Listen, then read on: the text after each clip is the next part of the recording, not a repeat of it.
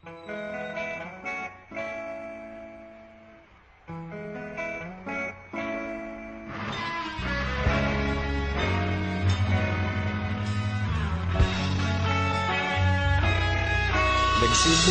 ang lahat sa eskwela, nagsama-samang 12, sa kalokohan at sa tuksuhan, hindi maawat sa isa't isa.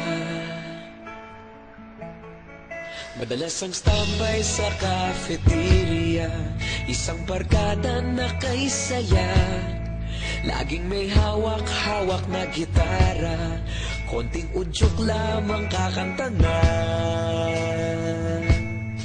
Kay simple lamang ng buhay nun, walang mabibigat na suliranin, problema lamang laging kulang ang datong. Sana napunta ang panahon? Sana nga ba? Sana nga ba? Sana napunta ang panahon? Sana nga ba? Sana nga ba? Sana napunta ang panahon? Sa unang ligaw kayo'y magkasama, magkasabwat sa pambobola, walang sikreto kayong tinatago, okay sarap ng samahang barkada. Nagkawatakan na sa kolehiyo, kanya-kanya na ang lakaran, kahit minsan na lang kung magkita, pagkakaibigay hindi nawala.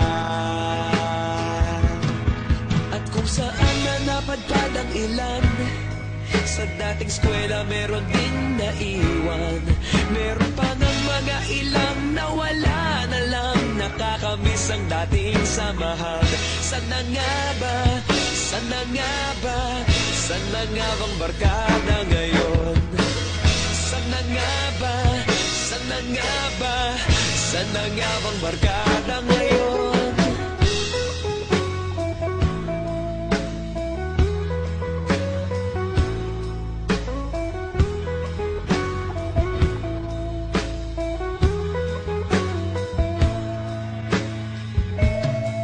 Ilang taon din ang nakalipas, wala pa sa aming tatay na nagsusumikap upang yumaman at guminhawang kinabukasan.